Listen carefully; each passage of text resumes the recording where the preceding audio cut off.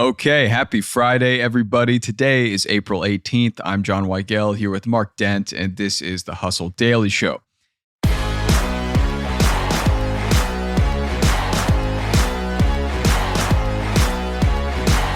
So March was actually a huge month for retail, and I'll give you one guess as to why. Tariffs have been rocking the boat in many industries, and retail stores saw sales shoot up last month as a result of some panic buying by consumers. So what did consumers try to beat the tariffs on? We'll chat about all that in a bit, but first let's give the news in business and tech.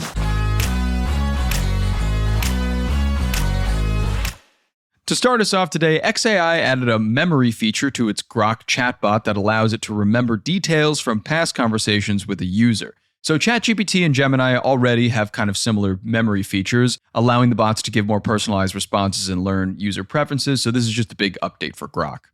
Next, we go to a record price tag. Audio-Technica unveiled its new Hotaru turntable at Milan Design Week, and it's a real showstopper, apparently. The record player floats above the base, suspended by magnets. It glows, and it costs just about $10,000. So if you're interested, the company is actually taking reservations for the unit drop, which is going to be only 1,000 available. So yeah, good luck with that one.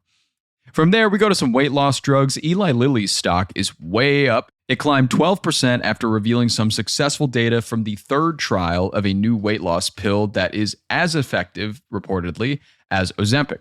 It's called orforgliprin, and it's the latest development in the GLP-1 space. Novo Nordisk, beware. Also, my pronunciation, beware.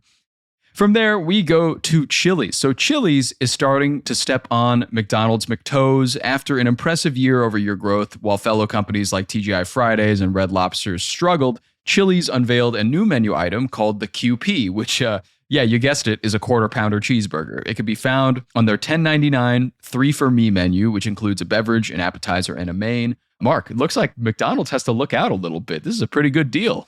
Everybody has to look out for Chili's. I mean, they are like the only chain restaurant that has seemingly just made good move after good move over the last few years. And this is certainly another one.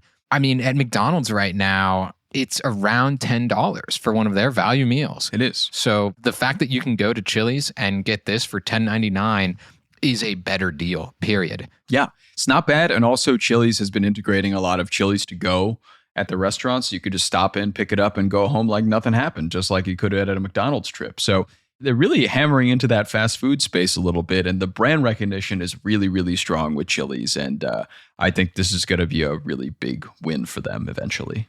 Put a Chili's on every block. Put a Chili's everywhere. I'll go. Replace all the Applebee's and Fridays. That's fine with me.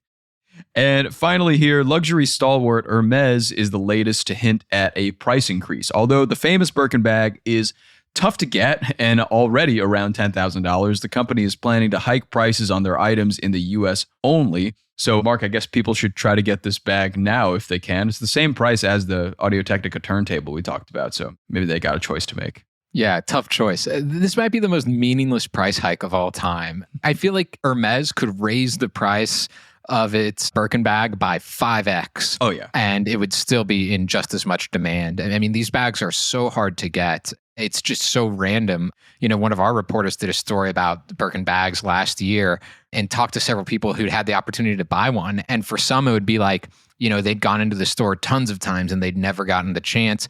Others sometimes get the chance the first time they go in there. Like, you have to be selected to have a chance to buy one of these bags. So yeah. I feel like, yeah, put them up to $30K and it will not make even a slight difference. Honestly, given how Hermes works, if they put up the price, the demand will probably go up as well. Exactly. Given what they already do. It's insane. They're like one of the only companies on the planet that has that. But yeah, it's really good. Yeah. And even for luxury brands, which have not been doing all that well, all things considered, Hermes is still doing a bit better than the rest of their peers. Yeah, they're still at the top of the game. Places like Gucci are not doing great. Places like Balenciaga are faltering. But Hermes and Prada is another one that's doing well. And they just merged with another Italian company, Versace. So definitely Hermes will make their money on this bag increase, I'm sure.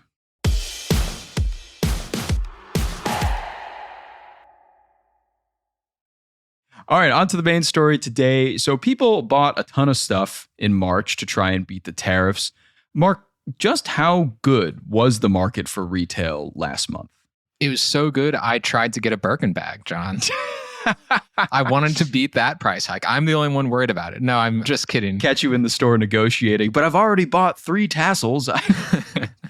Yeah, but seriously though, March was a really good month for retail. According to the US Census, retail sales were up about 1.4% month over month, which is a very good gain for this time of the year. It's usually the type of gain that you would see during like a holiday season or getting closer to the holiday season anyway. I mean, it was kind of like a Black Friday kind of month in the spring.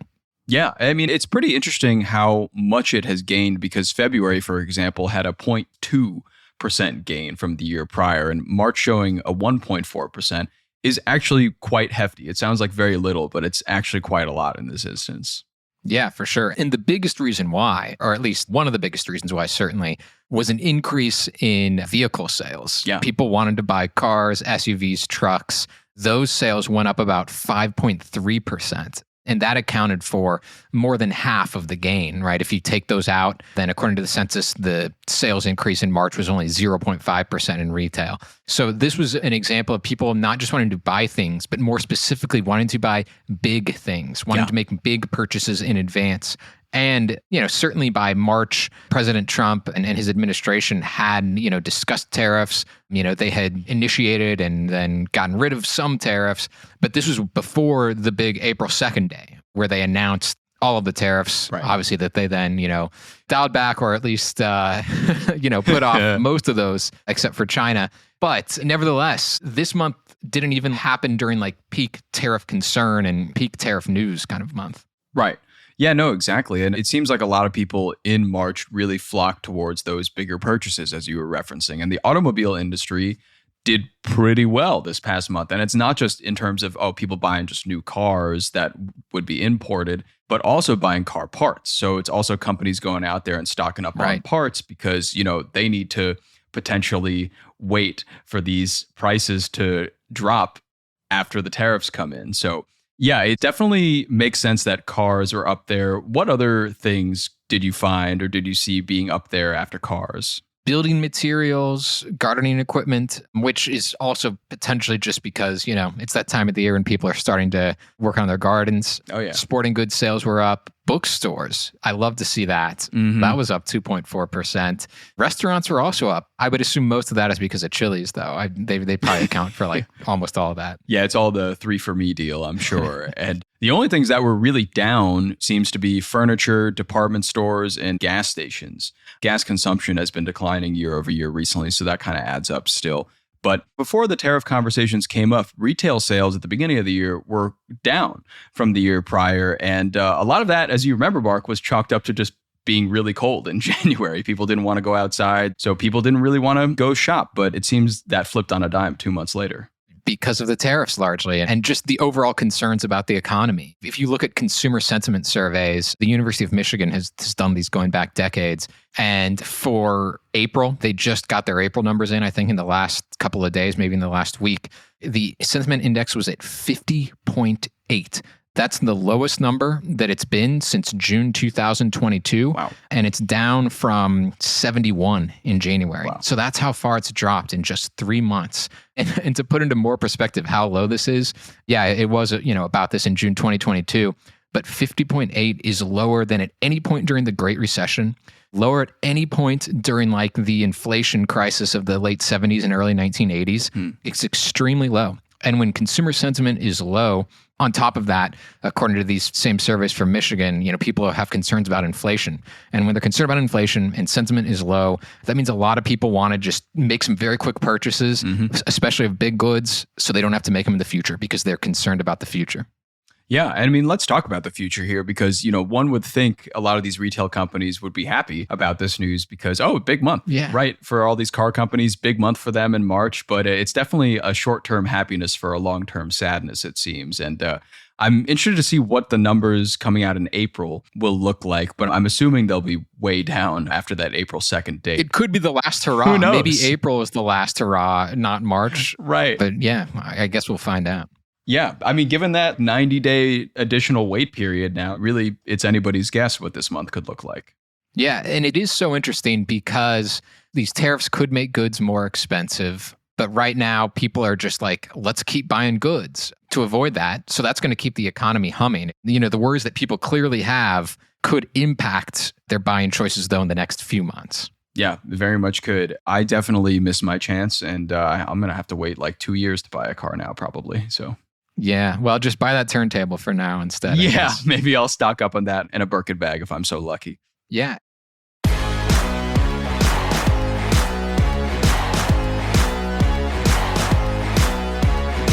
All right, that'll do it for us today. Thanks for tuning into the Hustle Daily Show. We're a proud part of HubSpot Media. Our editor is Robert Hartwig, and our executive producer is Darren Clark. We've got a ton more tech and business coverage in our newsletter. If you're not subscribed, go sign up at thehustle.co/email. Follow us on Instagram at thehustledaily, and we'll catch you on Monday.